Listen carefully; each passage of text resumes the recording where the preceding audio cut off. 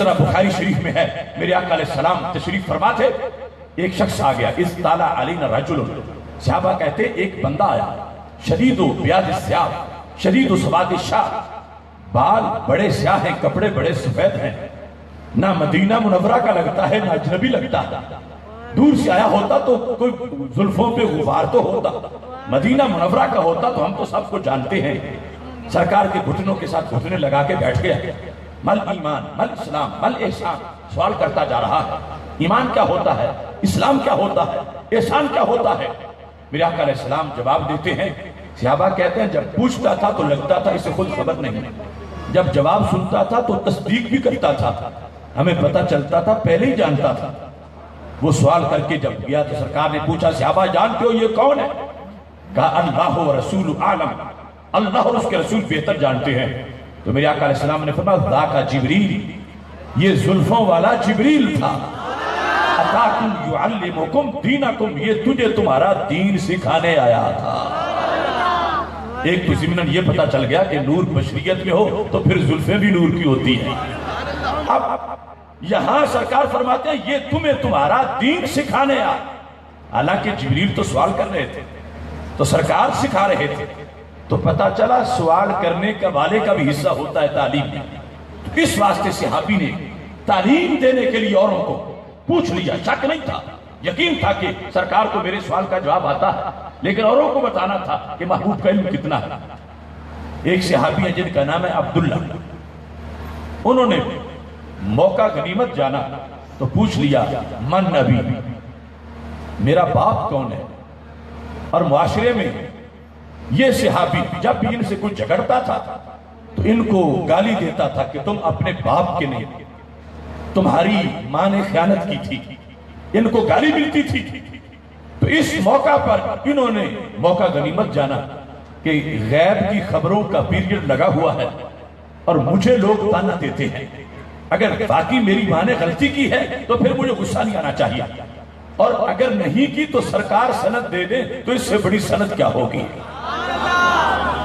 اب صحابی نے پوچھا میرا باپ کون ہے؟ یہ نہیں کہ میری امی سے نکاح کس کا ہے، یہ پوچھا حقیقت میں نطفہ کس کا ہوں، اولاد کس کی ہوں۔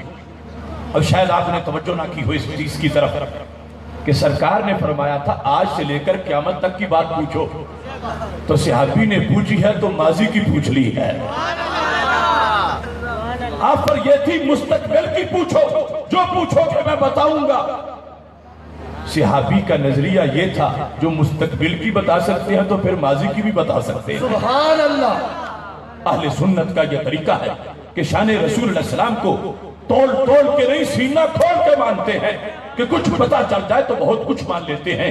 صحابی نے کہا جب مستقبل کی بتا سکتے ہیں تو پھر ماضی کی بھی بتا سکتے ہیں۔ یہ اصول سامنے رکھ کر جب انہوں نے سوال کیا تو میرے نبی علیہ السلام نے تصدیق فرما دی۔ یہ نہیں کہا کہ میرے صحابی تمہارا یہ سوال موضوع سے ریلیٹڈ نہیں ہے، میں نے مستقبل کا کہا تھا، آج سے قیامت تک کا کہا تھا، تم 40 سال پہلے کی بات کیوں پوچھتے ہو؟ میرے آقا علیہ السلام نے فوراً جواب دے کر یہ واضح کر دیا کہ جو تم نے سمجھا ہے شان رسول اللہ علیہ السلام کو ماننے کا ضابطہ وہ صحیح ہے کہ جو مستقبل کی خبریں دے سکتے ہیں وہ ماضی کی خبریں بھی دے سکتے ہیں۔ تو میرے آقا علیہ السلام نے جواب دیا، فرمایا حذافۃ السہمی، تمہارے باپ کا نام حذافہ سامی ہے، تم حلال ذاتے ہو، تمہارے نسب میں کوئی فرق نہیں۔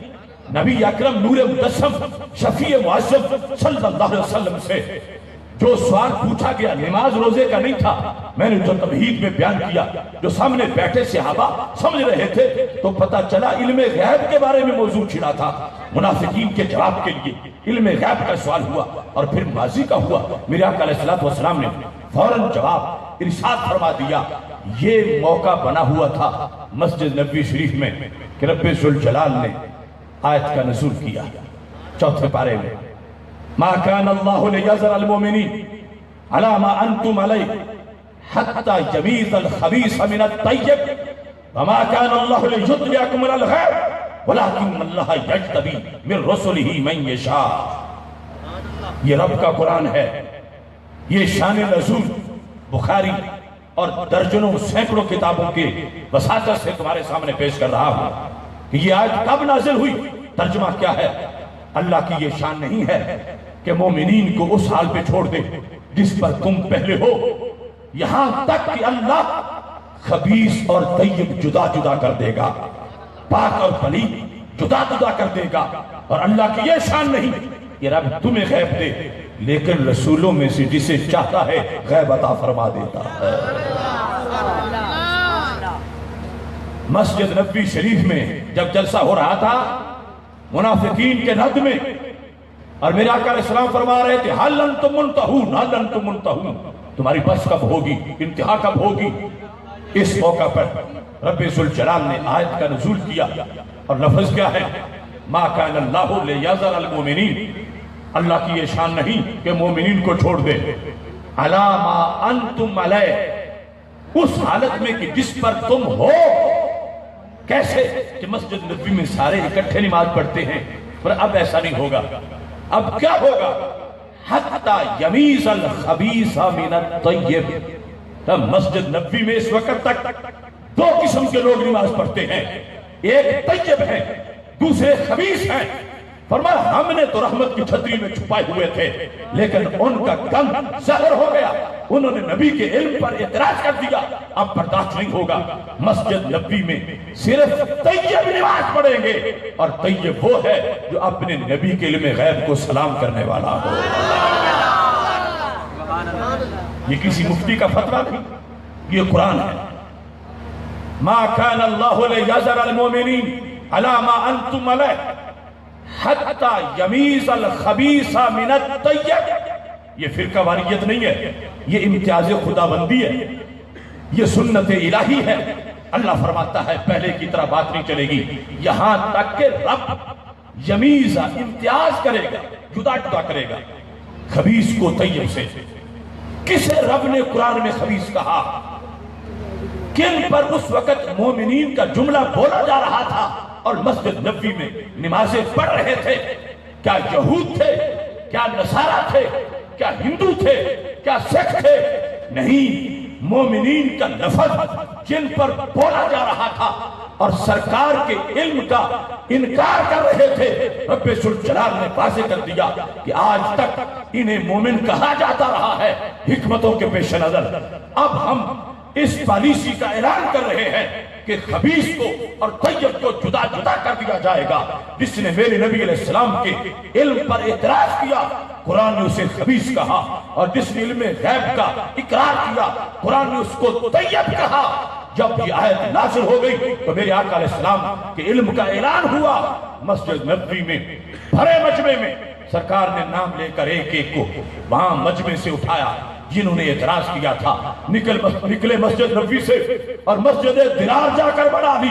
لہٰذا اس دن سے آج تک ہمارا حصہ یہ ہے کہ ہم نبی کے علم کو سلام کرتے ہیں، اور اس کمپنی کا حصہ یہ ہے کہ بیٹھ کے کہتے ہیں دیوار کے پیچھے کی خبر نہیں، کل کی خبر نہیں۔ انہیں اس جماعت کا ورثہ ملا ہے جنہیں مسجد نبوی سے نکالا گیا تھا اور انہوں نے مسجد درار بنائی تھی۔ ہمیں رب ذوالجلال نے مسجد نبوی کے طیب لوگوں کے عقیدے کی وراثت عطا فرمائی۔ نعرہ تکبیر، نعرہ رسالت، علوم مصطفیٰ، عظمت مصطفیٰ۔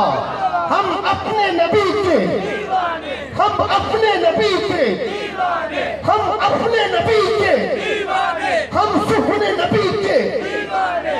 اب دیکھیے اس عقیدے کے پیش نظر محفل سجی مدینہ منورہ میں صدارت تھی نبیوں کے سردار حضرت محمد مصطفیٰ صلی اللہ علیہ وسلم کی، اور نعت پڑھنے والے تھے حضرت عبداللہ بن رواحہ رضی اللہ تعالیٰ عنہ، جو قادر الکلام شاعر جرنیل صحابی موتا کے میدان میں شہید ہو گئے تھے۔ اور یہ ذکر کہاں ہے؟ صحیح بخاری شریف میں۔ صدارت میرے آقا علیہ السلام کی ہے، نعت حضرت عبداللہ بن رواحہ رضی اللہ تعالیٰ عنہ پڑھ رہے ہیں، اور روایت حضرت ابو ہریرہ نے کی ہے۔ اور جس وقت نعت ختم ہوئی ہے تو داد میرے نبی علیہ السلام نے دی ہے، اور جو کچھ نعت میں بیان ہوا تھا اسے آج مسلک امام احمد رضا کہا جاتا ہے۔ صحیح بخاری شریف۔ میرے آقا علیہ السلام تشریف فرما ہے حضرت عبداللہ بن رواحہ رضی اللہ تعالیٰ عنہ کہنے لگے وفینا رسول اللہ یتلو کتابہ اذن شک معروف من الفجر ساطع یبیت یجافی جنبہ عن فراشہ اذا استسقلت بالمشرکین المضاجع ارانا الہدی بعد لما فقلوبنا بہ موقنات انا ما قال واقع. یہ 3 شعر اس نعت کے میں نے تمہارے سامنے برکت کے لیے پڑھے ہیں جس کی صدارت، جس محفل نعت کی صدارت خود نبیوں کے سلطان نے فرمائی ہے. اور نعت کے بعد داد کیا دی تھی؟ فرمایا ان اخاکم لا یقول الرفث. صحابہ تمہارے بھائی نے جھوٹ نہیں بولا، میری سچی شان نے بیان کر دی ہے. ترجمہ سنو. حضرت عبداللہ بن رواحہ کہنے لگے وفینا رسول اللہ یتلو کتابہ، ہمارے اندر اللہ کے وہ عظیم رسول علیہ السلام موجود ہیں. جب پاؤں پھوٹ رہی ہوتی ہے، سحر کا وقت ہوتا ہے، یہ اللہ کے قرآن کی تلاوت کر رہے ہوتے ہیں. یبیت یجافی جنبہ عن فراشہ، ساری رات ان کا پہلو بستر کو نہیں لگتا. اذا استسقلت بالمشرکین المضاجع، جب مشرکوں کے بدن سے ان کی چارپائیاں بوجھل ہو چکی ہوتی ہیں، یہ اللہ کے دربار میں قیام کر رہے ہوتے، سجدہ کر رہے ہوتے. اران الہدی بعد العمی، صحابہ کہتے ہم سارے نابینا تھے، ہمیں نظر کچھ نہیں آتا تھا، محبوب آئے ہیں تو ہمیں رب نے آنکھیں عطا فرمائی ہے. اران الہدی بعد العمی فقلوبنا، بس ہمارے دل ان کے بارے میں کیا عقیدہ رکھتے ہیں. فقلوبنا بہ موقنات انا ما قال واقع، ہمارے دلوں کا یہ اعتقاد ہے کہ ہمارے نبی علیہ السلام جو کل کی خبر دیں وہ بھی سچی ہے، جو پرسوں کی خبر دیں وہ بھی سچی ہے، جو 14ویں صدی کی خبر دیں وہ بھی سچی ہے، جو 15ویں صدی کی خبر دیں وہ بھی سچی ہے، جو قیامت تک کی خبر دیں وہ بھی سچی ہے، جو قیامت کے بعد کی خبر دیں وہ بھی سچی ہے.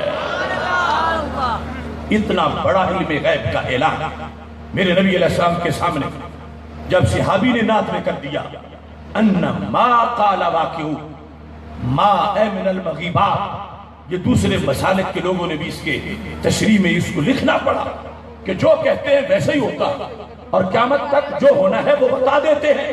یہ جس وقت نعت شریف پڑھی گئی جس کا ذکر بخاری شریف میں موجود ہے، ہمارے آقا علیہ السلام نے فرمایا ان اخاکم لا یقول الرفث، تمہارے بھائی نے جھوٹ نہیں بولا، میری سچی شانوں کا اظہار کر دیا ہے.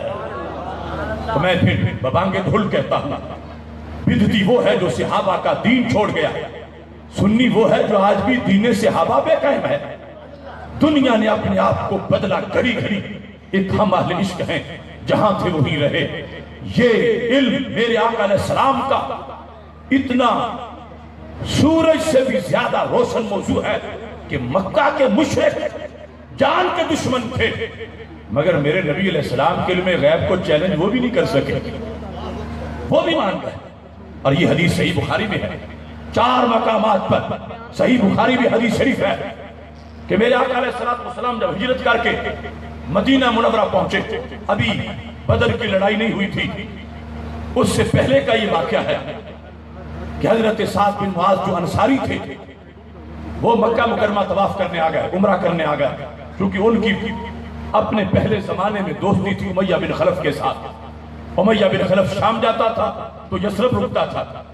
اس تعلق پر حضرت سعد آ گئے کہ میں مکہ مکرمہ آ کے عمرہ کر لوں.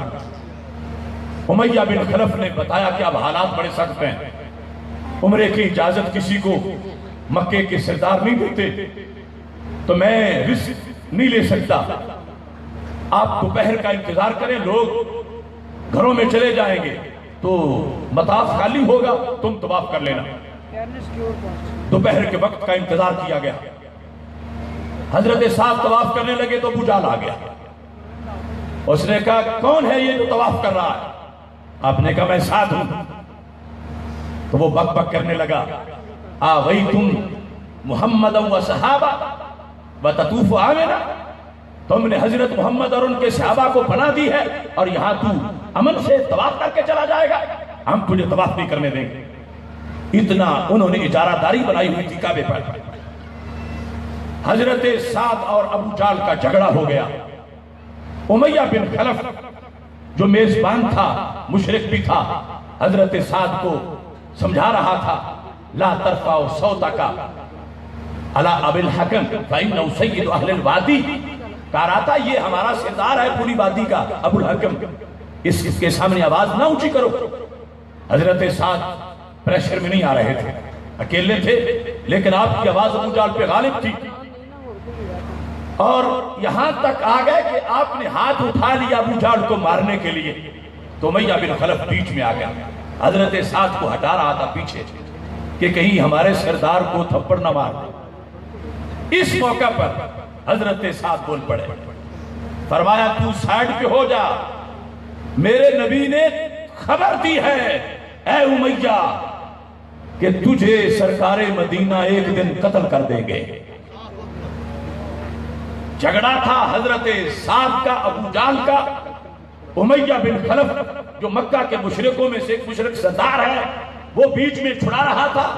حضرت سعد نے اس دوران غیب کی خبر کا اعلان کر دیا. کہا امیہ بن خلف تم اپنی خیر بناؤ، میرے نبی علیہ السلام نے مدینہ منورہ میں تمہارے ڈیتھ وارنٹ جاری کر دیے ہیں اور انہوں نے کہا ہے کہ وہ تجھے قتل کریں گے. اب اپنے بارے میں جب خبر سنی امیہ بن خلف نے، کٹر مشرک ہے، کہنے لگا عیشا میرے بارے میں کہا. حضرت سعد نے کہا نام تیرے بارے میں کہا. اب اس کے لفظ سنو، وہ بتوں کا پجاری، وہ کٹر مشرک، وہ میرے نبی علیہ السلام کے خون کا دشمن، لیکن لفظ کہتا ہے کیا؟ کہتا واللہ ما یکذب محمد اذا حدث. خدا کی قسم ہے حضرت محمد صلی اللہ علیہ وسلم جو بھی غیب کی خبر دیتے ہیں سچی دیتے ہیں. حالانکہ اپنے خلاف بات کی اور اپنے قتل کے بارے میں بندہ زبان پہ بات نہیں لاتا. کہا خدا کی قسم اگر وہ بولے ہیں تو پھر بات جھوٹی نہیں ہے. آج کا امتی ہو کر کس منہ سے امتی کہلواتا ہے جو کہ ان کو کل کی خبر نہیں تھی، ان کو دیوار کے پیچھے کا پتہ نہیں تھا. میں بخاری پیش کر رہا ہوں اور ذمہ دار ہوں، اور 4 جگہ پہ یہ حدیث ہے کہ مکے کا امیہ بن خلف جب اس نے یہ غیب کی خبر سنی، حالانکہ کوئی کہانی نہیں تھے، ادھر یہ مدینہ سرکار مدینہ منورہ میں ہے، وہ مکہ مکرمہ میں ہے، درمیان میں فاصلہ کتنا ہے، اور کوئی ایسے چانسز بظاہر نظر نہیں آ رہے. لیکن حضرت سعد نے جب کہا کہ میرے نبی علیہ السلام نے خبر دی ہے کہ وہ تجھے قتل کریں گے، اب یہ کہتا ہے واللہ ما یکذب محمد اذا حدث. اذا بھی عموم کے لیے کہتا ہے وہ جب بولے، غصے میں بولے یا غصے کے بغیر بولے، صبح بولے شام بولے، دن بولے رات بولے، دوستوں میں بولے دشمنوں کے سامنے بولے، وہ جب بھی بولے وہ ہر غیب کی خبر سچی عطا فرماتے ہیں. اب اتنا اس پہ اثر ہوا اس بات کا، فوراً وہ جھگڑا وہی چھوڑا، سیدھا گھر گیا. اپنی بیوی کو جا کے کہتا ہے اما تعلمین ما یقول الاخل یسربی، تمہیں پتہ نہیں ہے کہ وہ جو یسرب سے مہمان آیا تھا ساتھ، اس نے کیا خبر مجھے سنا دی ہے؟ اس نے کہا مجھے تو نہیں پتا. تو کہنے لگا وہ کہہ رہا ہے کہ حضرت محمد صلی اللہ علیہ وسلم میرے قتل کے بارے میں خبر دے چکے ہیں کہ وہ مجھے قتل کریں گے. اب مکہ کی مشرکہ کا عقیدہ دیکھو، بتوں کی پجاری، پکی مشرکہ، سرکار کے علم غیب کو چیلنج نہ کر سکی. اپنے خامد سے جب یہ جملے سنے تو کہتی ہے واللہ ما یکذب محمد صلی اللہ علیہ وسلم، خدا کی قسم ہے ان کی منہ سے بات جھوٹی نہیں نکلتی، وہ جو خبر دیتے ہیں سچی خبر عطا فرما دیتے ہیں. نعرہ تکبیر، نعرہ رسالت، عظمت مصطفیٰ، صداقت مصطفیٰ، علوم مصطفیٰ. محتشم سامعین حضرات، میں کسی بد عقیدہ کا نام نہیں لینا چاہتا، مگر بات سوچنے کی ہے. کلمہ گو ہو کے سرکار کے علم تولے اور اعتراض کرے کہ انہیں کل کی خبر نہیں، ان کو دیوار کے پیچھے کی خبر نہیں، اور ادھر ایک مشرکہ ہے، ایک مشرک ہے. ان کے سامنے جب نبی علیہ السلام کے علم غیب کا تذکرہ ہوا، غیب کی خبر کی بات ہوئی، نہ راوی پوچھا، نہ انہوں نے کوئی دوسرا سوال کیا، نہ انہوں نے کسی لحاظ سے کوئی بخل کیا، اور نہ ہی انہوں نے کسی لحاظ سے اس کے اندر کوئی جھجک محسوس کی، اور واضح طور پر یہ کہا کہ وہ تو جب بتاتے ہیں سچی بات بتاتے ہیں، مستقبل کے بارے میں جو بھی خبر دے وہ سچی ہوتی ہے۔ اور بخاری کی اس حدیث میں لکھا ہے کہ یہ وقت گزر گیا جب بدر کا موقع آ گیا، لوگ تیاری کر رہے تھے بدر جانے کی، امیہ بن خلف بھی تیاری کر رہا تھا، تو بیوی کو یاد آ گئی خبر، اس نے کہا تو بڑی تیاری کرتا پھر رہا ہے، تجھے پتا نہیں کہ تیرے ڈیتھ وارنٹ تو نبی نے جاری کیے ہوئے ہیں، مت جانا بدر، واپس تو نہیں آئے گا۔ اب اس کا اعتقاد ہے مشرکہ کا کہ مسلمانوں کے نبی نے غیب کی خبر دی تھی تو وہ پوری ہوگی، اپنے خامد کو سمجھایا، فَأَرَادَ اللَّهَ يَخْرُجَ، بخاری میں ہے اس نے ارادہ کر لیا کہ میں نہیں جاؤں گا کیونکہ میرے بارے میں تو وہ خبر دے چکے ہیں۔ ابو جہل اس کے گھر آ گیا اور کہنے لگا تو ہے سرداروں میں سے، اور اگر تو نہیں جائے گا تو باقی کس طرح جائیں گے؟ میں تمہیں ایک طریقہ بتاتا ہوں تاکہ باقی تو نکلیں، سر یومن اور یومین، آج نکلو ہمارے ساتھ، ایک دو دن سفر کرو، پھر رستے میں واپس آ جانا، آج نہیں نکلو گے تو باقی پہ برا اثر پڑے گا۔ لہذا وہ نکلا، تیار ہو گیا، رستے میں پہنچا تو پھر اس کو دیگر سرداروں نے شرم دلائی کہ بھاگنا چاہتا ہے، تو چل آگے کچھ نہیں ہوتا، اور پہنچا تو میرے نبی کی خبر سچی ہو گئی۔ امیہ بن خلف کا سر اترا تو پتا چلا کہ علم غیب رسول علیہ السلام وہ موضوع ہے، اور تو اور رہا مکہ کے مشرک بھی اس موضوع کو چیلنج نہیں کر سکے۔ نعرہ تکبیر، نعرہ رسالت۔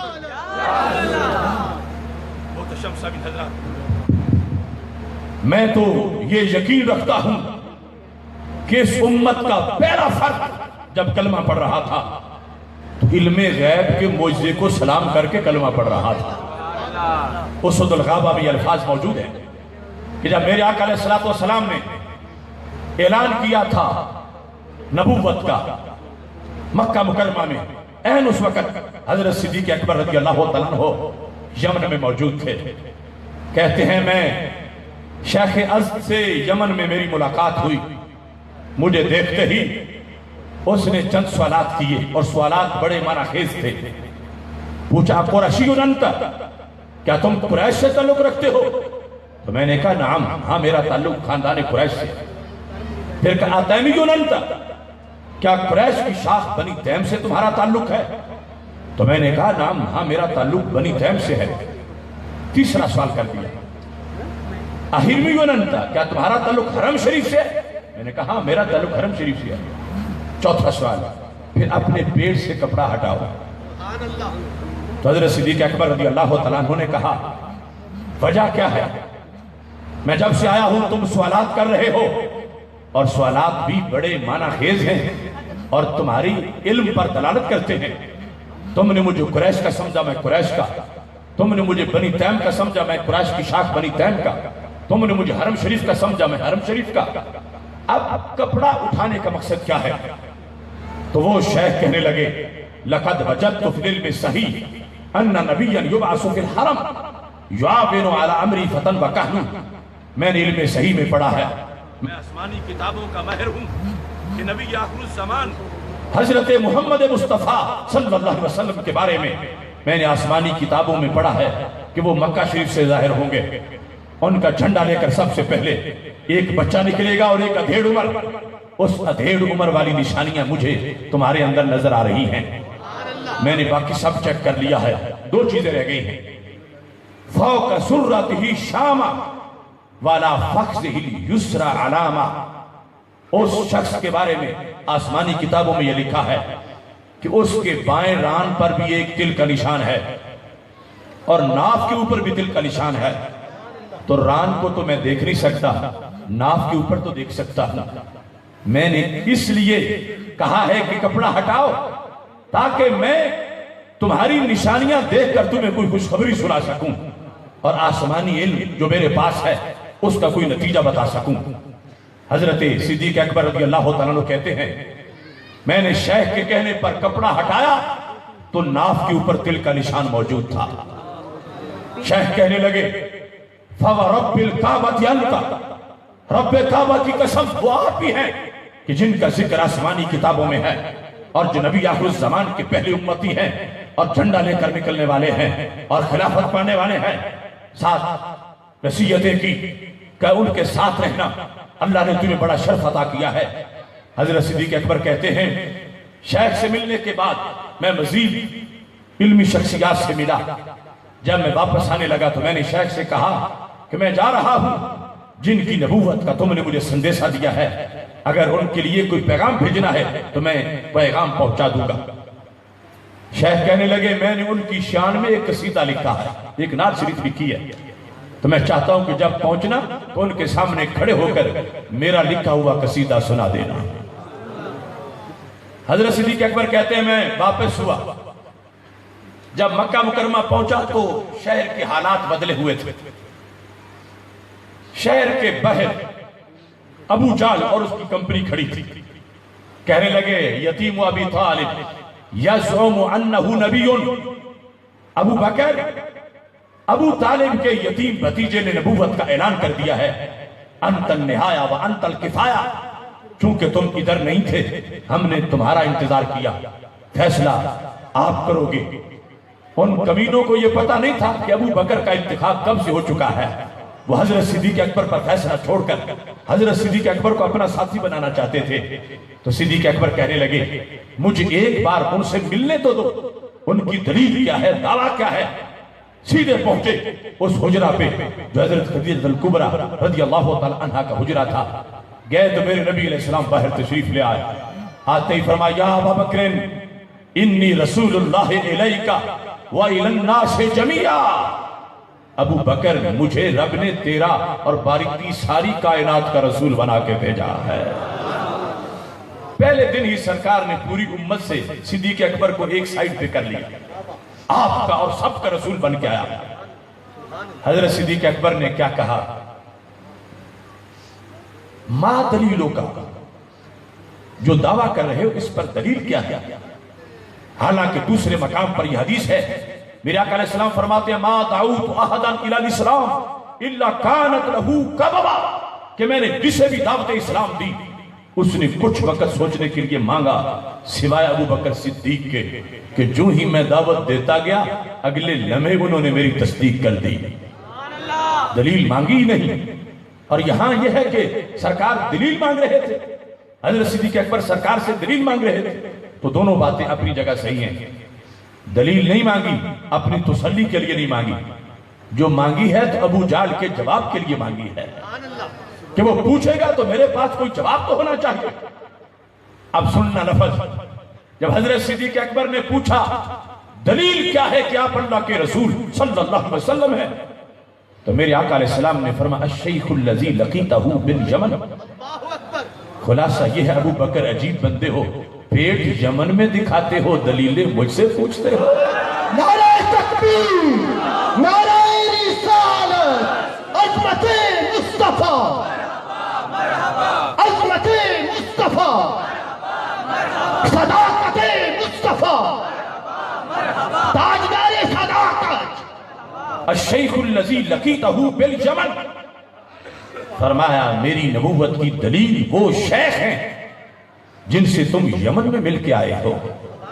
حضرت صدیق اکبر حیران رہ گئے، کہاں یمن کہاں مکہ، درمیان میں کوئی رابطہ نہیں، کوئی ذرائع ابلاغ نہیں، میں ہی آیا ہوں، انہیں کس نے بتا دیا ہے، اور جو باتیں ہوتی رہی ہیں ان کو کیسے پتا چل گیا ہے؟ حضرت صدیق اکبر رضی اللہ تعالیٰ عنہ نے اگلا سوال کر دیا، کم من شیخ لقیتہ، میں کسی ایک شیخ سے تو نہیں ملا، میں تو یمن میں بہت سے شیوخ سے مل کے آیا، آپ کس شیخ کو اپنی نبوت کی دلیل قرار دے رہے ہو؟ تو میرے آقا علیہ السلام نے فرمایا ابو بکر الذی افادک الابیات، میں اس کی بات کر رہا ہوں جس نے آتے وقت تجھے میری نعت دے کے بھیجا ہے۔ حضرت صدیق اکبر رضی اللہ تعالیٰ عنہ کہنے لگے ہاتھ یدا کا ابایہ، پھر ہاتھ آگے کرو میں کلمہ پڑھنا چاہتا ہوں۔ اس اسلام کی گاڑی کا پہلا مسافر جب اس پہ سوار ہو رہا تھا، اس امت کا پہلا فرد جب کلمہ پڑھ رہا تھا، تو وہ میرے نبی علیہ السلام کی شان علم کو سلام کر کے کلمہ پڑھ رہا تھا۔ آج لوگ اس عقیدے پر شرک کے فتوے لگانے لگے۔ ارے اس عقیدے کی وجہ سے تو دین پھیلا ہے، اس عقیدے کی وجہ سے اسلام کی بہار آئی ہے۔ اب حضرت صدیق اکبر رضی اللہ تعالیٰ عنہ نے کلمہ پڑھا، نکلے تو ابو جہل کا ٹولہ منتظر تھا۔ دیکھا تو کہا ابو بکر فیصلہ کرو، کیا کرنا چاہتے ہو؟ آپ نے کہا فیصلہ کیا کرنا ہے، میں تو ان کا کلمہ بھی پڑھایا ہوں۔ ابو جہل نے کہا ابو بکر اتنی جلدی میں کوئی دلیل تو سے پوچھتے، ہم نے اتنے دن آپ کا انتظار کیا اور آپ نے ہم سے کوئی مشورے نہیں کیا، اور مشورے کے بغیر ہی کلمہ پڑھائے ہو، یہ کیسے نبی ہو سکتے ہیں؟ اب دیکھنا ابو جہل کے مقابلے میں جو دلیل حضرت صدیق اکبر نے دی، وہ دلیل آج سنی زبان ہی بیان کر سکتی ہے۔ ابو جہل جب مانگ رہا تھا گواہ، دلیل پوچھ رہا تھا کہ حضرت مصطفیٰ محمد مصطفیٰ صلی اللہ علیہ وسلم اللہ کے رسول ہیں، تو دلیل کیا ہے؟ حضرت صدیق اکبر کہنے لگے دلیل یہ ہے، یہ تھے مکہ مکرمہ میں تھا یمن میں یمن میں جس سے ملا ہوں، ان کی آنکھ دیکھتی رہی ہے، جو باتیں ہوئی ہیں ان کے کان سنتے رہے ہیں، میرا دل یہ گواہی دیتا ہے جو مکہ میں بیٹھ کر یمن کی خبریں سچی دیتے ہیں، وہ فرش پہ بیٹھ کے عرش کی خبریں بھی سچی دیتے ہیں۔ نعرہ تکبیر، نعرہ رسالت، نعرہ رسالت، عظمت مصطفیٰ، عظمت مصطفیٰ۔ دیکھیے علم رسول صلی اللہ علیہ وسلم اور صحابہ کا یقین۔ سنن ابی داؤد میں حدیث شریف ہے، جنگ بدر کا دن تھا تو حضرت ام برکہ رضی اللہ تعالی عنہا نے ہمارے نبی علیہ السلام سے اجازت مانگی کہ مجھے بھی بدر جانے کی اجازت دو، لعل اللہ ان یرزقنی الشہادہ، شاید رب مجھے بھی شہادت عطا فرما دے۔ یعنی عورتوں میں جو جذبہ جہاد تھا، اجازت بھی تھی، بعض گئی بھی، لیکن جب انہوں نے کہا شاید اللہ مجھے بھی شہادت عطا کر دے، تو میرے آقا علیہ السلام کی نگاہ تھی بدر کے شہیدوں کی لسٹ پر کہ کیا ہونا ہے۔ آپ نے فرمایا قری فی بیتے کے، تم اپنے گھر میں رہو، تم گھر میں رہو، ان اللہ یرزقک الشہادہ، رب تجھے یقیناً گھر ہی میں شہادت عطا فرما دے گا۔ انہوں نے کہا لعل، شاید ہو سکتا ہے، پر مجھے مل جائے۔ سرکار نے کہا شاید کی بات نہیں، یقیناً ان اللہ یرزقک الشہادہ، رب گھر میں تمہیں شہادت عطا فرما دے گا۔ اب جب یہ خبر دی میرے نبی علیہ السلام نے، وہ بدر نہیں گئی لیکن ان کا نام شہیدہ پڑ گیا، شہیدہ، اور تو اور رہا سرکار خود انہیں شہیدہ فرماتے تھے۔ صحابہ سے کہتے تھے نزور الشہیدہ، صحابہ چلو شہیدہ کے پاس چلتے ہیں۔ اب سارے صحابہ ان کو شہیدہ کہنے لگے، اور شہیدہ کہتے تھے عقیدہ بتاتے تھے۔ اگر آج والے کچھ لوگوں کا یقین ہوتا، آج والے لوگوں کا عقیدہ ہوتا، تو کہتے پہلے انتظار کریں گے یہ شہید ہو جائیں گی تو پھر شہیدہ کہہ لیں گے، ورنہ کیا خبر کہ یہ کیسے فوت ہوتی ہیں، ہم کیوں شہیدہ کہیں گے۔ یہ مخلوق وہاں نہیں تھی، صحابہ شہیدہ کہتے تھے حضرت ام برکہ کو کہ جب سرکار نے غیب کی خبر دی ہے تو سچی ہے، تجربے کی محتاج نہیں۔ جو بھی شہیدہ کہتا تھا وہ یہ نظریہ رکھتا تھا، جس نظریے کو آج سنی عقیدے سے تعبیر کیا جاتا ہے کہ مستقبل کی خبر سرکار کی زبان سے نکلے تو جھوٹی نہیں ہو سکتی، لہٰذا صحابہ نے شہیدہ کہنا شروع کر دیا۔ ایک سال گزر گیا، وہ شہید نہیں ہوئی۔ توجہ کرنا، صحابہ میں سے ایک بھی نہیں جو بگڑ گیا ہو، پھسل گیا ہو، منکر ہو گیا ہو کہ پورا سال جو انتظار کیا شہیدہ نہیں ہوئی تو ہم کیوں شہیدہ کریں۔ صحابہ نے پھر بھی شہیدہ کہا، 2 سال گزرے شہید نہیں ہوئی، صحابہ نے پھر بھی شہیدہ کہا، 3 گزرے، 4 گزرے، 5 گزرے، 6 7 8 سال گزر گئے، وہ شہید نہیں ہوئی، لیکن صحابہ میں سے کسی نے عقیدہ نہیں بدلا۔ یہ ہوتی ہے بریلویت۔ صحابہ نے پھر بھی شہیدہ ہی کہا، کہاں 2 ہجری، کہاں 10 ہجری، میرے نبی علیہ السلام کا وصال ہو گیا، ام برکہ پھر بھی زندہ ہے۔ صحابہ نے پھر بھی شک کا اظہار نہیں کیا کہ 8 سال انتظار کر لیا ہے، اب ہم شہیدہ نہیں کہیں گے، نہیں، صحابہ نے پھر بھی شہیدہ ہی کہا۔ حضرت صدیق اکبر رضی اللہ تعالیٰ عنہ مسند خلافت پہ بیٹھے اور ان کا پورا دور خلافت گزر گیا، برکہ پھر بھی شہید نہیں ہوئی، لیکن صحابہ نے پھر بھی شہیدہ ہی کہا۔ حضرت فاروق اعظم رضی اللہ تعالیٰ عنہ کا زمانہ آ گیا، عہد خلافت شروع ہوا، ابتدائی سال گزر گئے، برکہ شہید نہیں ہوئی، لیکن صحابہ نے پھر بھی شہیدہ ہی کہا۔ بالآخر برکہ کی اولاد نہیں تھی، اور یہ وہ خاتون جنہیں گھر میں سرکار نے جماعت کی خصوصی اجازت دی ہوئی تھی جماعت کرانے کی۔ برکہ نے ایک غلام اور ایک لونڈی کو رکھا ہوا تھا اور انہوں نے مدبر بنایا تھا۔ شریعت میں اس کا مطلب یہ ہوتا ہے جب تک میں ہوں میری خدمت کرو، میری وفات سے تم آزاد ہو جاؤ۔ تو ان دونوں نے سوچا کہ یہ تو فوت ہو ہی نہیں رہی۔ ایک رات ان دونوں نے آپس میں مشورہ کر کے حضرت برکہ کے گلے میں کپڑا ڈالا اور برکہ کا گلا دبا کر حضرت برکہ کو شہید کر دیا۔ دونوں جب بھاگے، حضرت فاروق اعظم کے فوجیوں نے دونوں کو پکڑا۔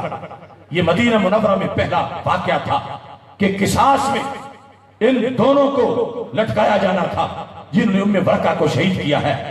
مجمع لگ گیا، امیر المومنین نے تقریر شروع کر دی اور جملہ کیا بولا، کہتے ہیں افسوس بڑا ہے برکہ کا، مگر لوگوں یاد رکھنا صادق رسول اللہ صلی اللہ علیہ وسلم، سچ فرمایا تھا رب کے رسول علیہ السلام نے۔ یہ بدر والے دن کہتی تھی مجھے اجازت دے دو، شاید مجھے شہادت مل جائے، تو سرکار نے فرمایا تم گھر میں رہو، یقیناً رب گھر ہی میں شہادت عطا فرما دے گا۔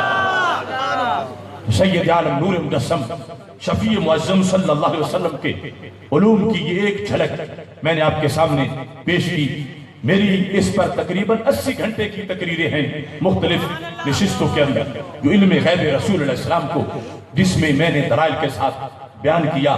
آج ہم جو لبیک یا رسول اللہ صلی اللہ علیہ وسلم کی صدا بلند کر رہے ہیں اور تحریک لبیک یا رسول اللہ صلی اللہ علیہ وسلم گلی گلی کوچے کوچے اپنا منشور اس نعرے کی شکل میں پیش کر رہی ہے، اس کے اندر سب سے پہلا عقیدہ علم غیب رسول علیہ السلام کا ہے، کیونکہ لبیک کا مطلب یہ ہے میں حاضر ہوں، میں حاضر ہوں۔ امام کرمانی کہتے ہیں کہ جب تو شخص یہ کہتا ہے لبیک یا رسول اللہ صلی اللہ علیہ وسلم، تو اس کا مطلب ہوتا ہے انا مقیم علی طاعتک، میرے نبی میں نے آپ کے حکم پہ ڈیرا لگا لیا ہے، میں عرضی نہیں آیا، میں پکا آ گیا۔ اور یہ نعرہ وہ ہے جو دربار رسالت میں گونجا۔ بخاری شریف میں ایک حدیث کے اندر 4 بار اس نعرے کا ذکر ہے، یعنی حضرت ابو ہریرہ کہ وہ دودھ پینے والی جو حدیث ہے اس میں 4 بار جب بھی سرکار فرماتے ہیں یا ابا ہریرہ، وہ کہتے ہیں لبیک یا رسول اللہ، لبیک لبیک لبیک یا رسول اللہ، لبیک لبیک لبیک یا رسول اللہ، لبیک لبیک لبیک یا رسول اللہ، لبیک لبیک لبیک یا رسول اللہ، لبیک لبیک لبیک یا رسول اللہ۔ حضرت کعب کو سرکار نے بلایا، یا کعب، بخاری ہے، کہنے لگے لبیک یا رسول اللہ صلی اللہ علیہ وسلم۔ حضرت معاذ بن جبل کو کہا یا معاذ بن جبل، کہتے ہیں لبیک یا رسول اللہ صلی اللہ علیہ وسلم۔ تو آج جو ہم لبیک کہہ رہے ہیں، لوگ نعرے گھڑتے ہیں، ہم قرآن و سنت سے پڑھتے ہیں، یہ ہمارا نعرہ، اس میں نظریہ بھی ہے، لہ عمل بھی ہے، عقیدہ بھی ہے، اس میں امریکہ کے خلاف اہل حق کی للکار بھی ہے۔ اور اس وقت یہ نعرہ لگتا ہے، ابھی چند دن پہلے آپ نے جو منظر دیکھا ریلوے گریفن گراؤنڈ میں، 1 اپریل کو مجھے تو یوں لگ رہا تھا کہ لبیک کا جب نعرہ لگ رہا تھا کہ کہیں اچھل کے دل سینے سے باہر نہ جا گرے۔ ابھی آپ نے جب نعرہ لگایا تو یہ شیطان کو بھگانے کا بہت بڑا ذریعہ ہے۔ حکومت نے سمجھا تھا ممتاز قادری پھانسی پہ چڑھے گا تو مسئلہ ختم ہو جائے گا، ممتاز قادری نے پھندے پہ چڑھتے ہوئے وہ نعرہ لگایا، اب ہر سنی نوجوان میں ممتاز قادری نظر آتا ہے۔ جب بجٹ میں آ کر مست ہو کر یہ لبیک کی صدا بلند کرتے ہیں تو صرف یہاں کے حکمرانوں کی ٹانگیں نہیں کانپتی، امریکہ تک کے حکمرانوں کی ٹانگیں کانپ جاتی ہے۔ اس نعرے کو منظم کرنا ہے۔ تحریک لبیک یا رسول اللہ صلی اللہ علیہ وسلم ایک قوت کے طور پر اللہ کے فضل سے حق پرستوں کی قوت بن کر سامنے آئی ہے۔ اس کے اندر مکمل طریقے سے تمام سنی پھولوں کو اس گلدستے کا حصہ بنانا ہے، اور لبیک کہتے ہوئے جب ہم کہتے ہیں کہ یا رسول اللہ صلی اللہ علیہ وسلم میں حاضر ہوں، تو حلف اس کے سامنے اٹھایا جاتا ہے جو سن رہا ہو، جنہیں پتا ہو کہ میرے غلام مجھ سے وعدہ کر رہے ہیں۔ تو یہ اس لیے موضوع ہم نے بیان کیا کہ لبیک یا رسول اللہ صلی اللہ علیہ وسلم کا نعرہ ہر کوئی نہیں لگا سکتا، سنی لگا سکتا ہے۔ جس کا یہ نظریہ ہو میرے نبی قبر میں زندہ بھی ہیں تبندہ بھی ہیں، جو میں کہہ رہا ہوں سن بھی رہے ہیں اور نظر کرم فرما بھی رہے ہیں۔ بخاری شریف میں بار بار یہ حدیث آئی ہے۔ میرے آقا علیہ السلام بیٹھے ہیں مدینہ منورہ میں، لڑائی ہو رہی ہے موتا کے میدان میں۔ موتا ہے اردن کا علاقہ، جارڈن کا۔ فرمایا اخذ الرعیت زید بن حارثہ فاصیب، جھنڈا زید نے پکڑا، صحابہ زید شہید ہو گیا۔ ثم اخذ عبداللہ بن رواحہ، ثم اخذ جعفر، پھر جھنڈا حضرت جعفر نے پکڑا، فرمایا جعفر بھی شہید ہو گئے۔ ثم اخذ عبداللہ بن رواحہ، پھر جھنڈا حضرت عبداللہ بن رواحہ نے پکڑا، فاصیب، وہ بھی شہید ہو گئے۔ ثم اخذ خالد بن ولید، اب جھنڈا خالد بن ولید نے پکڑا ہے۔ 2.5 لاکھ دشمنوں سے مقابلہ تھا۔ حضرت خالد بن ولید کے ہاتھ میں لڑتے لڑتے 7 تلواریں ٹوٹ گئیں۔ میرے نبی علیہ السلام نے فرمایا فَفُتِحَ لَهُ، رب نے میرے خالد کو فتح عطا فرما دی ہے۔ مدینہ منورہ میں ڈائریکٹ موتا کے میدان پر تب سکتا نبی آپ کو تو دیوار کے پیچھے کی خبر نہیں، معاذ اللہ موتا تو دوری بہت ہے، ایسا کوئی نہیں تھا۔ سب مان رہے تھے کہ موتا میں جو کچھ ہو رہا ہے ان کی آنکھ کے سامنے ہے، بلکہ صرف نگاہ موتا پہ ہی نہیں تھی، نگاہ فردوس بالا میں بھی تھی۔ کیونکہ جو حضرت جعفر شہید ہوئے، آپ نے تاریخ کی کتابوں میں سکول میں بھی پڑھا ہوگا کہ ان کو کہتے ہیں جعفر طیار۔ طیار کا معنی جدید عربی میں ہے پائلٹ، پرانی عربی میں ہے بہت زیادہ اڑنے والا۔ تو حضرت جعفر کو طیار کا نام ماں باپ نے نہیں رکھا تھا، ماں باپ نے نام جعفر رکھا تھا۔ ان کو جعفر طیار تب کہا گیا جب شہید ہوئے، کہ میرے آقا علیہ السلام نے فرمایا جعفر نے جھنڈا دائیں ہاتھ میں پکڑا تھا۔ یہ مولا علی کے بڑے بھائی ہیں حضرت جعفر رضی اللہ تعالیٰ عنہ، جھنڈا دائیں ہاتھ میں تھا، بازو کٹا ہے جھنڈا نہیں چھوڑا، بائیں ہاتھ میں پکڑ لیا، بازو کٹا ہے جھنڈا پھر بھی نہیں چھوڑا، اپنے رانوں اور پیٹ کے سہارے میں جھنڈا مضبوط رکھا ہے، روح نکلی ہے تو جھنڈا آگے منتقل ہوا ہے۔ میرے آقا علیہ السلام نے فرمایا رب نے میرے جعفر بھائی کو بازوؤں کی جگہ یاقوت کے 2 پر دے دیے ہیں، یطیر مع الملائکۃ فی الجنت حیث یشاء، جنت میں جدھر چاہتے ہیں اپنے پروں سے اڑتے پھر رہے ہیں۔ تو حضرت جعفر کو طیار کا لقب شہادت کے بعد ملا، اور دروغ گور حافظہ نے ہمارے مخالفین آج حضرت جعفر کا نام لے تو طیار کہتے ہیں۔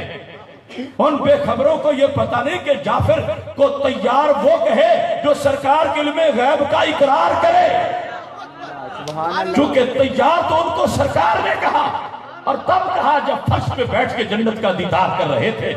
ایک نگاہ موتا کے میدان میں تھی، دوسرا جعفر کو اڑتے بھی جنت میں دیکھا، اور جعفر طیار، حضرت جعفر کو طیار کہیں اور سرکار کے علم غیب کا انکار کریں۔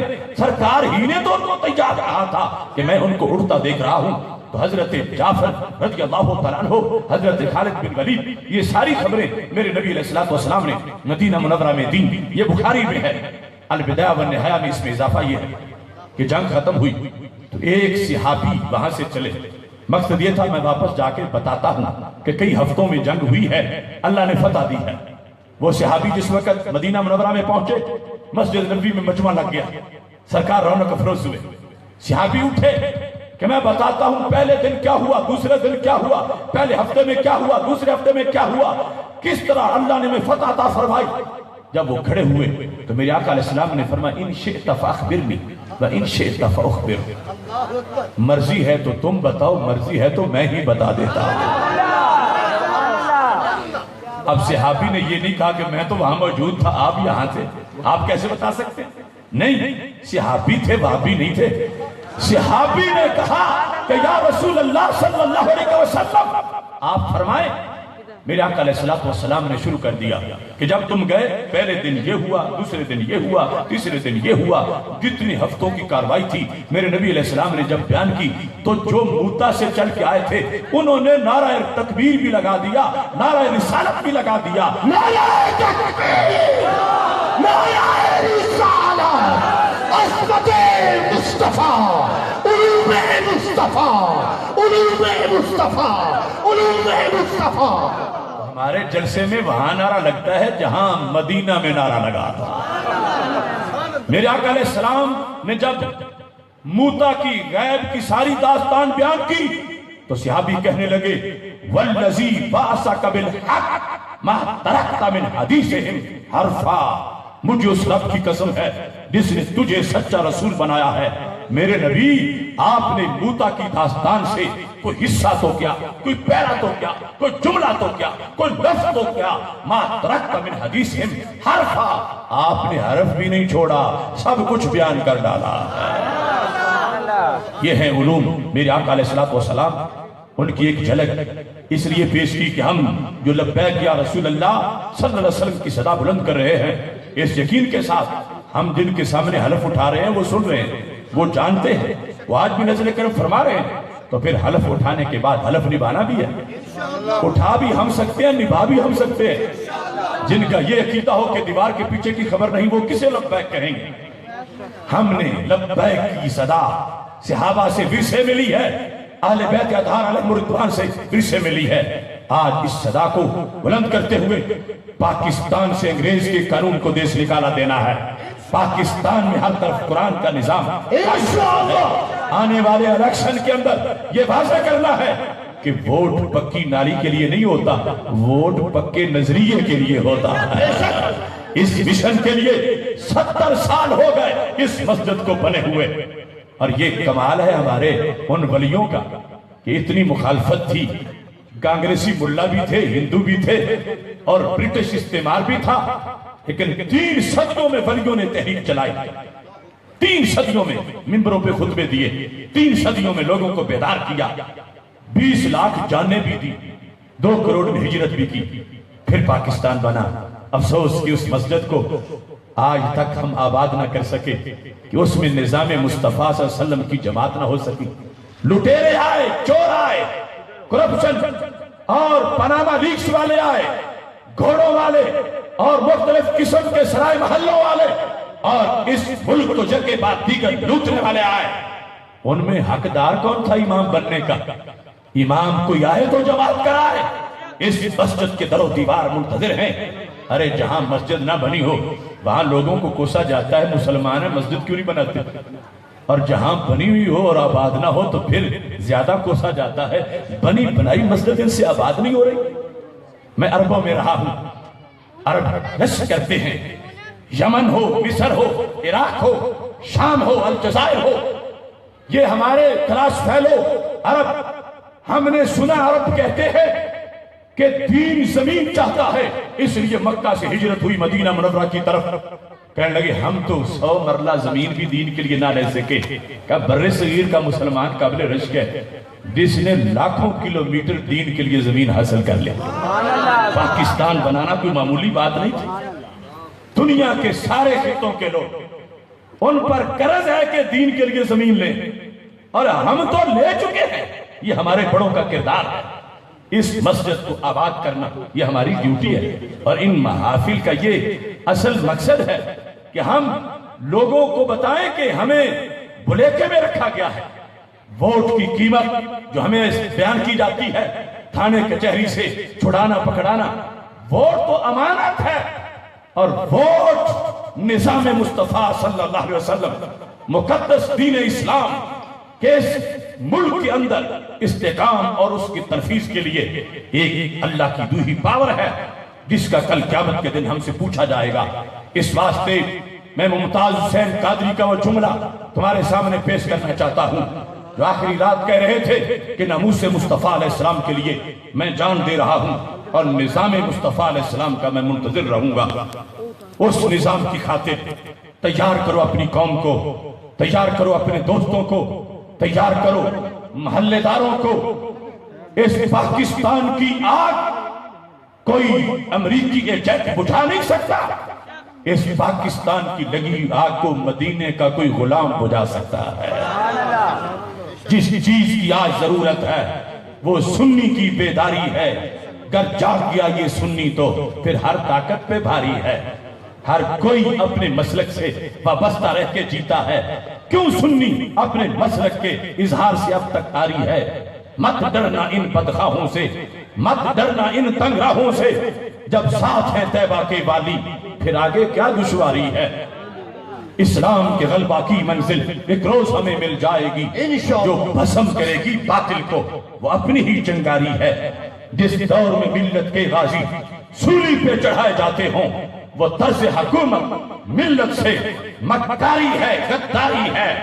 انگریز کے سب نوکر چاکر اس ملک سے بستر گول کریں، اب راج اسی کا آئے گا، ممتاز سے جس کی یاری ہے۔ لبیک لبیک لبیک یا رسول اللہ، لبیک لبیک لبیک یا رسول اللہ، لبیک لبیک لبیک یا رسول اللہ، لبیک لبیک لبیک یا رسول اللہ۔